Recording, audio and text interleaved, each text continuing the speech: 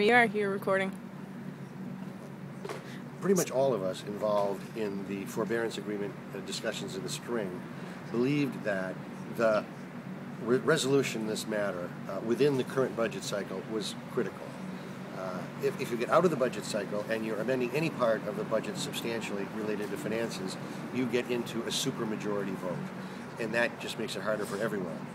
So that the goal was in the spring to fold this into the budget cycle. The hope was that with the agreement in June, that the council would have sufficient time to consider the main elements of this before the budget cycle started. That simply hasn't occurred. But it was intended that originally the conversation with the council would not be as compressed as it is, but it took more time to identify the members who would serve on the ad hoc committee, to find dates that people could meet, and so forth. But the importance of resolving this matter during the present budget cycle, I think, is obvious. You only have to get a majority of the vote in order to include elements in any budget. Okay. Beyond that, you're amending the budget, whether it's an annual payment, whether it has to do with debt or anything else, personnel of a major, it takes more votes. So the hope is that during the budget process, parallel to the budget process, this can be considered, and through the month of October, the issues addressed and a vote be held that would meet the basic terms of the forbearance agreement in early November. So that's why, even though the deadline's January 1st, more or less, that's why we're taking it up here more in October than, right. According to the city attorney, post-budget in December. When the council votes, it isn't effective the next day. There are certifications that have to take place. There can be motions for reconsideration. There's publication that needs to take place. If you back all of that up, you get to mid-November. Okay. So it's for the formal process. So when the banks have finality related to the Common Council action, then the donor money is released and the banks are satisfied. All of this would occur before the end of the year. So what happens if the council says, hey, we need more time? Why can't we have until March? Even if we think we have, say, if this is being done for kind of a political kind of vote counting reason, even if there were the votes, but the council wanted more time into the new year, what would be your concern? Well, the first, again, relates to the number of votes that would be necessary to make this transaction. It would increase it by several, and that might decrease the likelihood that a deal could be reached on many of the important and difficult aspects of this.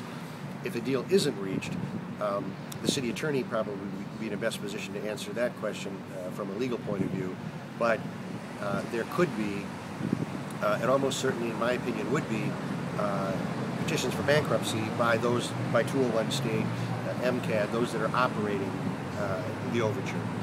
That would impair the ability of Overture to book. Okay. That would impair the ability of the resident companies to book their imported talent for their programs. It would result in a very major set of difficulties, even if you wanted the operation to continue.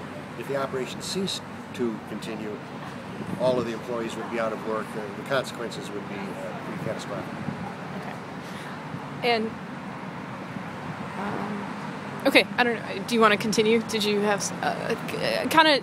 Can you talk about kind of your from your side as a kind of the future of these, we'll say, angel donors who have come forward?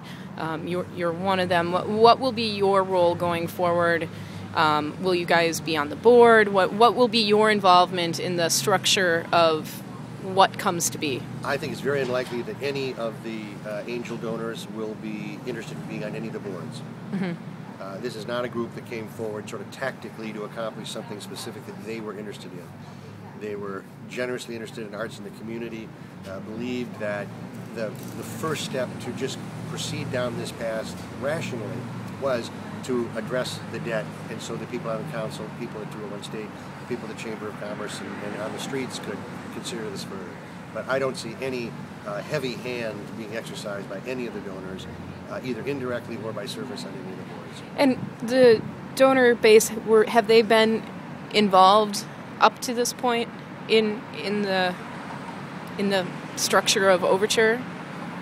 Well, quite a few are on 201 State or on MCAD or other support organizations. They're also on the symphony, they're on the chamber orchestra, they're on theater groups. So the arts community has been following this with varying degrees of intensity.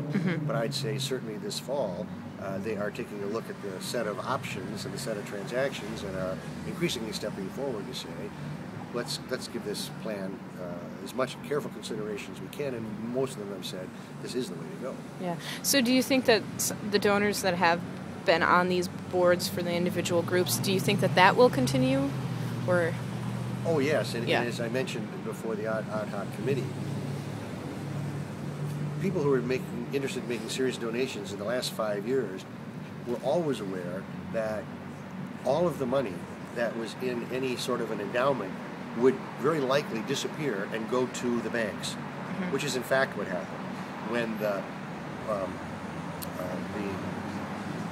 matter of the debt was resolved, the forbearance agreement, everything more than just operating capital, more than what the Overture needed to book and to handle its payroll and so forth, all of that was swept out of the accounts that existed and are part of the pot that will go for resolving the debt. So if a year from now somebody made a generous $1 million contribution and it had gone and intending to benefit the arts, intending to benefit audiences, intending to benefit school children, that would be gone under this particular transaction, because we really had to come up with every cent we could to engage the banks in their forbearance. Now, however, after January 1, if this goes through, $1 million would go for its intended purpose. So that was hanging over every donor, knowledgeable donor, for at least the last 5 years, that whatever they gave may not go for essentially the underlying purpose of Overture, may have to go to settle past debts. There is quite a bit of generosity in the community that will be forthcoming, and I'm confident that annual donations will be considerably higher, possibly 2.5 times higher in the years ahead on average, once the fundraising staff is increased at Overture and stability is attained operationally and politically. Its underlying merits will be more and more apparent. Sweet. All right, let me hit stop here. Hold on.